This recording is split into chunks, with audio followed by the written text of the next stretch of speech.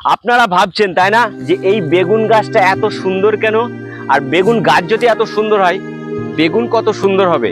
সুন্দর করতে গেলে একটু পরিশ্রম করতে হয়। তো এই যে চাষি ভাই আমাকে বললো যে এই পরিশ্রমগুলো করেছে কেন, কি সুন্দর করে এই যে তাঁবু দিয়ে দিয়েছে না, এই তাঁবু দিয়ে দিয়েছে এই কারণে যে ঘাসটা কিন্তু আপনার বেগুন গাছটাকে ক্যাপচার করতে পারবে না। যে ঘাসটা কিন্তু সমতল জায়গায় হচ্ছে, আর দেখছেন ঘাসগুলো ছেড়ে দিয়েছে।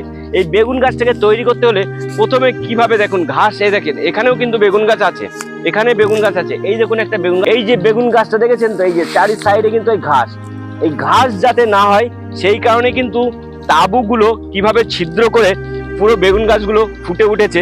দেখুন সমস্ত জমিটা আমি দেখাচ্ছি, এই জমিটা দেখুন কত সুন্দর করে তৈরি করেছে। একটা বেগুন তৈরি করতে কিন্তু প্রচুর খাটনি লাগে। তা এইভাবে সব চাষি ভাইকে বলছি, এইভাবে বেগুন তৈরি করো, তোমাদেরও খাটনি কমে যাবে। আর এই যে জঙ্গল বেঁধে গেছে, এই জঙ্গল যাতে না বাঁধে তার জন্য কিন্তু এই তাঁবু দিয়ে বেগুন তৈরি করো। আর এই ভিডিওটা প্রচুর পরিমাণে শেয়ার করো সমস্ত চাষি ভাইদের কাছে, যারা জানে না তারাও জেনে নিক যে বেগুন গাছ কিভাবে তৈরি করতে হয়।